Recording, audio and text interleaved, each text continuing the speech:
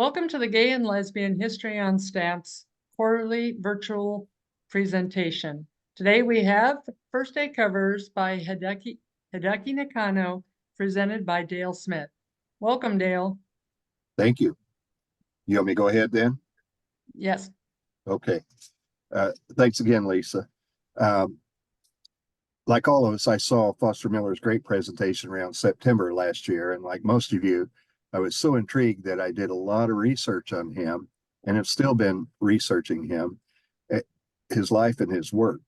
This presentation shouldn't repeat a lot of what Foster Miller went through. I made an effort to not repeat a lot of that, but this is new information that I found. A little bit may be repeated, but we'll go through that. I found a picture of Hideaki Nakano. This is him at a stamp show. I couldn't read the name of the stamp dealer there. It was probably years ago. And a few things I've learned about it. It's hard to find information on him because unless you see the slides from dealers and stuff like that, or you know a little bit from First Day Cover folks, it's hard to get a great deal of information. But we have some new stuff here that probably hadn't heard. Wayne Gerhardt is a dealer from back east. He bought 41 huge blue plastic bins, 41 huge blue plastic bins of his material when he had the opportunity. Each container is 4 feet long by 2 feet wide by 2.5 feet deep. 41 of these. All of it was packed. I've talked to Wayne Gerhardt, bought from him and stuff like that. All were full of his creations.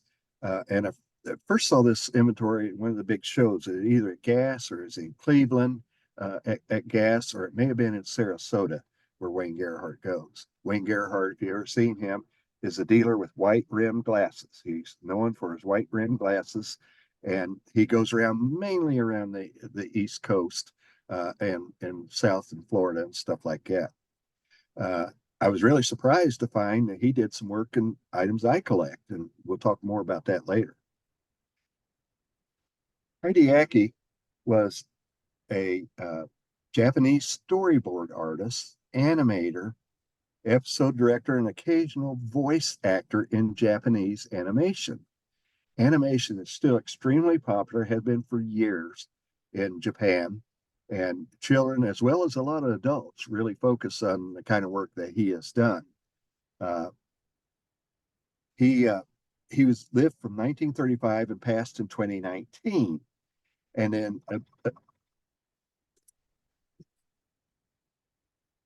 sorry about that. It's the president calling me and I can't do anything else right now. He was he lived 1935 to 2019. Although Japanese descent, he lived most of his life in Detroit, Michigan. Although I found some of his covers that were from another city and can't remember what that other city, but most of his life was in Detroit, Michigan. About a year later, I started seeing his covers appear in the market and had customers start to ask if I had any. And so again, I became interested. And when I heard Foster's presentation, I became very interested.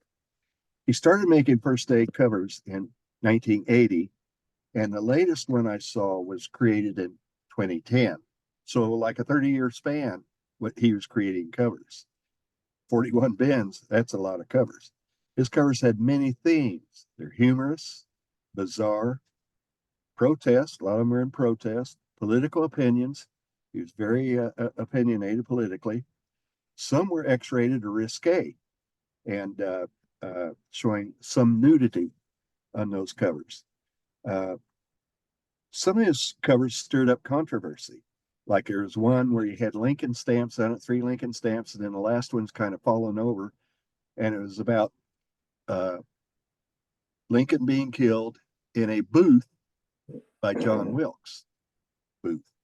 And so that created some, people didn't take too kindly to that. But he has a lot more that would really raise some people's ire, but not in a big way. He took older original First Day covers from US and from worldwide covers and added mostly U.S. stamps of a simpler topic to these covers. His hand-drawn artwork was applied to most covers to enhance the theme of each covers. This one cover shows a lot about what he did. Is H.N. Perfins. He had a H.N. You see his Perfins here. I also collect Perfins, so that was another reason why I was interested. And there's a Perfin organization that has put out a Perfin catalog listing all the U.S. Perfins known, as well as another catalog with worldwide Perfins. And his Perfin number, HN, notice the H has a period after it, but the N doesn't. And I always wondered why that was why it was that way, because I would have put a period after the N too. But his HN, his Perfin number is H 126.5P. So if you put that in go to Perfin catalog and look for H 126.5P, that would come up with Nakano's Perfin. He made a lot of his own cancellations and a lot of his own things, as we'll see going through there. He's known as HN Local Post, HNLP, and the themes are just all over the world. It's just really interesting to see the different themes that he worked with. Nothing was too abstract for him. Most of his covers were created in limited numbers, sometimes only one cover. I did see some covers with larger quantities created. Several batches are up to 50 covers. I've seen some of those, but a great deal of them were one or maybe 10. And I'll show you how we can tell that here. He started out with the envelope size when he started in 1980 of about 6.5 inches. He started with small envelopes and eventually growing to larger covers, and it ended up making a huge number of 8x10 covers, some of which I have in this exhibit. I had to get the covers close so you won't see the whole 8x10, but I wanted to have it close so you can see the details of it. There are many different covers of these sizes on the internet that you can find. If you're looking for Hideaki Nakano on dealers and information, do Hideaki Nakano, full name, FDC. Do that when you go and do the FDC, because Nagano was a fairly common name in Japan. And there's other people named Nagano, and if you just put Nagano in there, you'll get all kinds of different Naganos that do all kinds of great things.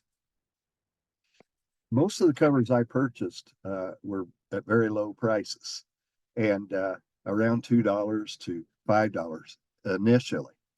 Over the months that I worked on this project, I have looked at auctions where most are sold.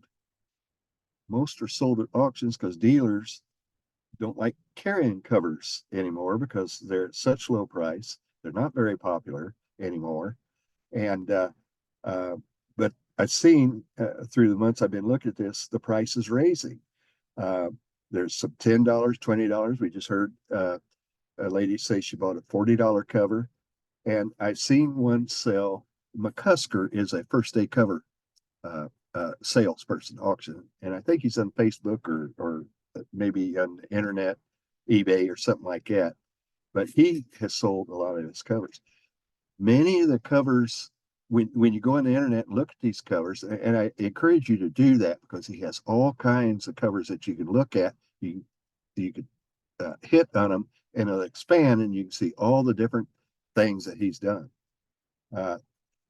His artistry that he did in the animation and stuff like that shows on his covers. You see on this one the red stamp here. He usually put those on his covers, and to the right of that you'll see his initials. He autographed a lot of his covers with initials. I've never seen his whole name autographed on a cover before. On the back, you'll see a stamp. He made a lot of his own stamps. And this is one of Detroit, Michigan, his home, that he made in 82. And HNLP, you'll see on that. And that's the city skyline of Detroit. On this one, He always put the number made, and we'll see several of those there. This is number 39 of 90, over 90 made, which I guess is really descriptive of his kind of work, but 90 is the largest amount I've ever seen, and it was on this one here. He struggled selling his controversial covers and during his lifetime. He did try to sell them at shows and entered a lot in a first day cover competition. He's a long-term member of the First Day Cover Society, and almost never winning any recognition.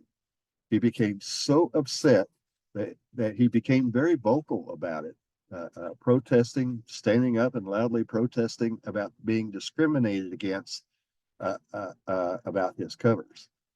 Look at this one here. This is an old cover, 50th anniversary of motion pictures.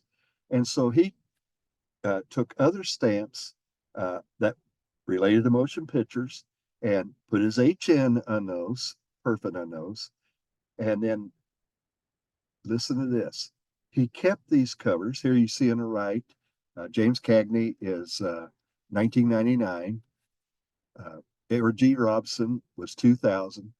And then Cary Grant was 2002. So over a period of 1999 to 2002, what is that, 4 years, he kept this cover and had them first day stamped at each of these locations here. And I really puzzled about that. How did he get that first day stamp at those locations? And how did he keep all of these in a library so he'd know another one came out? These are the Stars of Hollywood or something like that. I forget what the series name is.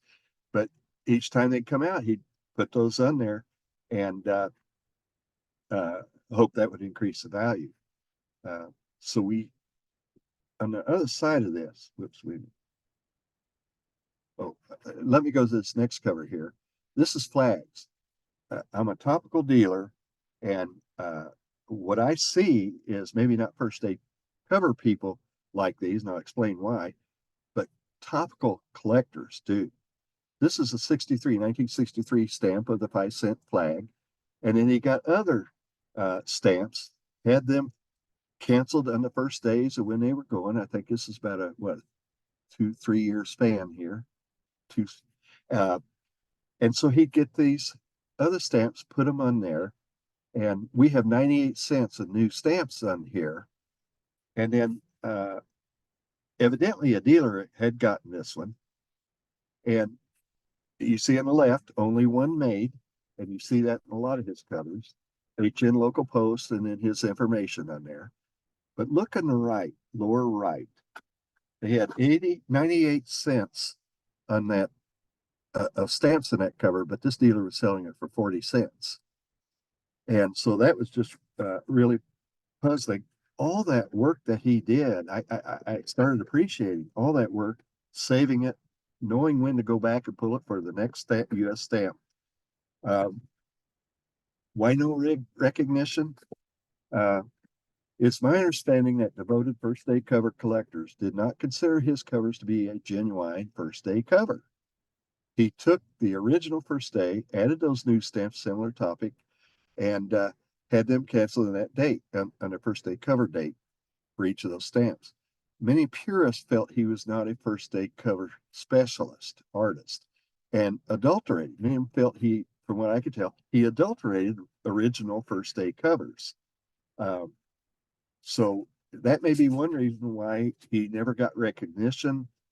He didn't sell a whole lot during his life, but like a lot of artists, their material becomes more valuable after they've passed, and we're finding that out with his stamps. Here's a Bolivia stamp. This is one of the 8x10. We'll go through some of the material I wanted to show. Another reason why I could collect him is because I collect stamps on stamps. And in the upper right of this Bolivia souvenir sheet, you see an older Bolivia stamp. And so that is welcome material by me. And so I'll put it in my stamps on stamps cover collection. And then he must buy these and then put those on stamps. This is George Washington, featuring George Washington honoring Bolivia honored George Washington, and he found other George Washington stamps and put them on there and had them have them together. The other thing I collect is aids on stamps. That's why I've been a member of this organization for many, many years. Was glad to see Lisa and her partner take this up and do this, because I have a major collection of aids on stamps, and someday need to put together a presentation on that. But this is Canadian First Day cover, and you see the Canadian stamp in the lower left, May 8th, 1996. You see a Belgium stamp just to the right here with a condom on it, and Liberace is the cachet. Liberace died of AIDS. Reason why I'm interested in AIDS is because I'm a certified pharmacist that treated HIV and AIDS when it first started in the early 80s. And I've been involved with LGBT groups, LGBT community, president of the Kansas City LGBT group a few years ago. And so it's an intriguing subject for me. This also is the 1993 USAID stamp that he put on another cover that had Canada stamp on it. But look to the cachet on the right. In Missouri, you can receive the death penalty for anyone who inflates a condom at a children's birthday party. Yes, it's still law. I haven't seen it enacted yet. Not many people probably blow up condoms at birthday parties, but it's still law in Missouri. Haven't heard anything about it, anybody being sentenced for that. So a lesson learned, always blow up balloons at birthday parties. Look at this. This is trains. Train enthusiasts eat this up. They like anything about trains on covers. This is a Japanese commemorative stamp of their trains. Japanese are well known for having very modern trains. And then you see some transportation issues on the left, canceled with their first days. Look at all those first days. One from 88, 89, 92. So there's a wide span there when he got them canceled, first day canceled. On the right was Philip Randolph, A. Philip Randolph. And I said, well, what does that have to do? Oh, on trains, yeah, there's a little tiny train to the left, bottom left of that stamp there. And I did research on him, and lo and behold, 2-3 months ago, the public broadcasting system did a hour special on Philip Randolph. Why would he be on a train stamp? He was able to organize the first all-black union to help support porters, train porters. Most were men, all were black. There were a few women, train porters. And so that's a very appropriate stamp to put on this cover here. Minerals, gems and minerals. This is a German DDR stamp with their stamps of gems and minerals. And then he took the 1992 US mineral stamps and put that on here also. And I have several collectors of minerals and have sold every one of these except the one I keep for this lecture. And eventually I have people want to buy that too. So every topic you could imagine. Saving Grace, Alfred Hitchcock. Look at these stickers. He did a lot of stickers on his, different things about Hitchcock and stuff like that. And it's a very colorful cover. They evidently he's advertised a lot of magazines and a lot of things about Hitchcock stories and stuff like that. But what's Grace Kelly have to do with that? He has Grace Kelly first day up here. Well, Grace Kelly was in 3 of Hitchcock's movies, and Dial M for Murder, Rear Window, and To Catch a Thief. And so that's why he made this one. That's why he put Saving Grace on here. Again, very interesting for movie collectors. He did a lot of message stamps. This is from New Zealand, the original New Zealand stamp with the 5 stamps on the right here. First day of issues. You have sign language up here. I love you on this stamp. Again, marked with his perfin, writing in the middle there, pen writing, and hearts and stuff like that. Very intriguing. He did aviation, was another subject he liked doing. And this stamp is from Germany with a nice cachet of a very old plane, one of the first planes to fly. But then a lot of other information on here about aviation. You have in the middle, the Alpha plane.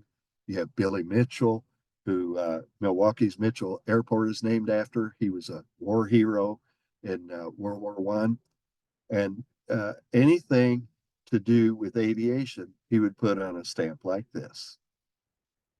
Bob Dole. This is a genuine $1 million bill. It says at the top, moral reserve note, the hopeful states of America. And this note is for a new president, upper left there.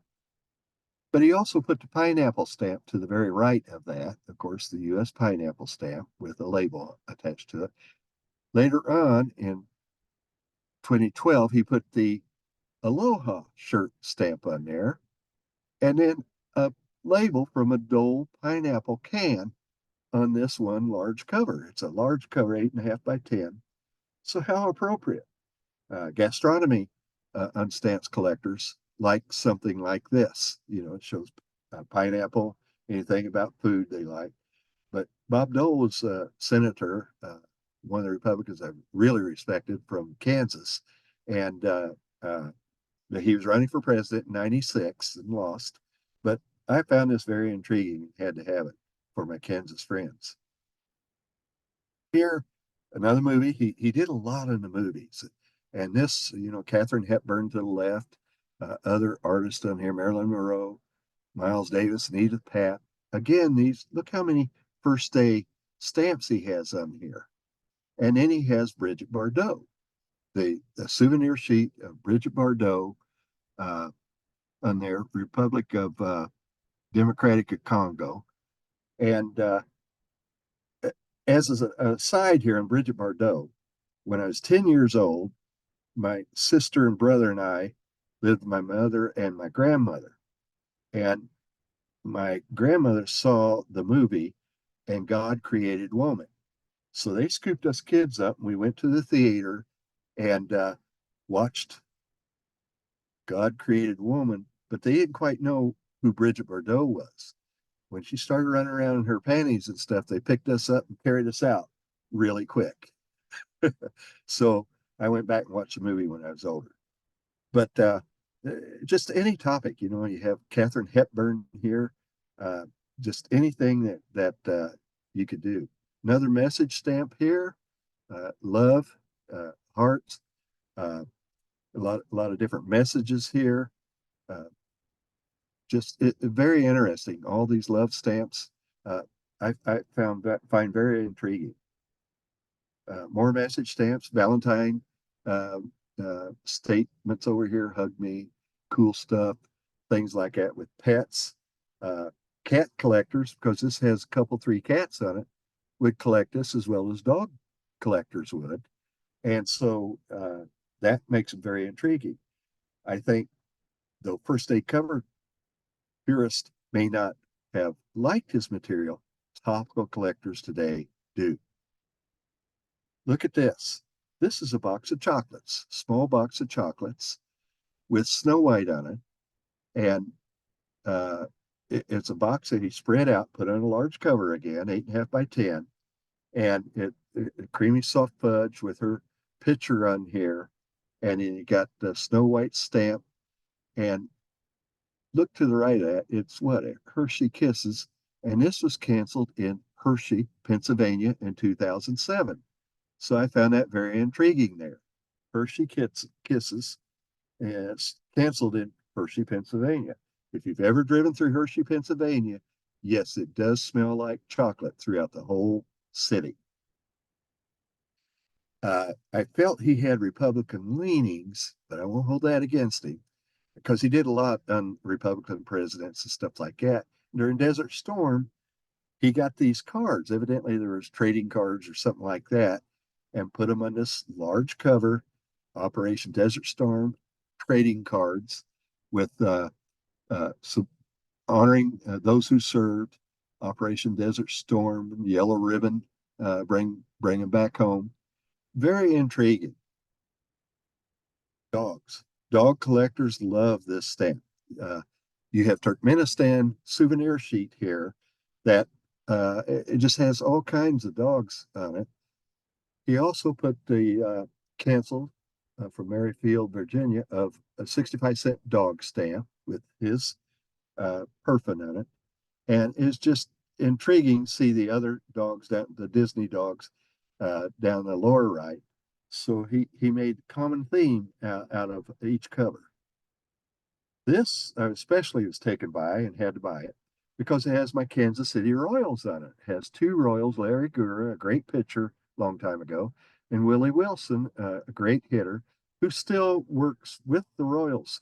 And so I was really surprised. It also had more Toronto Blue Jays, and that maybe was a team he favored or stuff like that. A Canadian stamp showing baseball being caught by a glove, and got Babe Ruth on the left and Babe Ruth 20-cent stamp on the right, a Canadian stamp on top there. Baseball covers want this kind of material. Snakes. Not everybody loves snakes, but I do have people that collect snakes along with reptiles. So every one of these is a snake. This is a Granada, Granada Grenadines or something like that souvenir sheet. The left is a snake on one of the large souvenir sheets put out by the U.S. Lower right is the Year of the Snake stamp, and in upper right is Canadian snake stamp. So very intriguing. Origami. I mentioned origami. He has a lot of origami stuff, and it sells quicker than anything. I was able to get this one here, and so he did all kinds of cutting and stuff like that uh, in origami. This is Star Trek birthday card. This is Star Trek birthday card. I will show you this card. It opens up and expands, and I'll show you this card uh, when we finish, and I can put it in front of the camera here. But quite intriguing. Space people love this kind of material. This card is actually going to a friend of mine, a pharmacist friend of mine, who turned 70 in November, and it's a birthday card I'm going to give to him. So I, I feel that he was quite an artist, uh, a somewhat controversial artist at work with a new medium, unfamiliar to most people, unless you're stamp collectors. What we found at Stamp Smith is that many topical collectors like this subject, and if it fits with what they collect, they will buy it. The reason why I'm intrigued with Nagano is that the material is selling and more collectors are seeking his material. I do believe you will see more of this artist in the coming years and prices will rise. So the young lady that bought that $40 cover, hang on to it because it could increase in price. Said one sold for $80. So when something starts catching on and more of his material is coming out, you're going to see it grow. Okay, I hope I didn't take too long, but I thank you for your attention. And when we get out of this, I'll expand that birthday card for you and kind of explain what it shows inside. Are there any questions at this time? Okay, hearing none.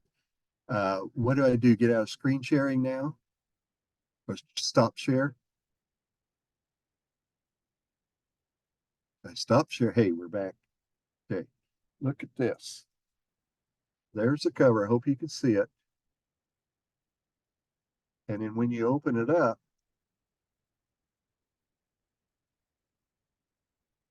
can you see the people stand up on this cover?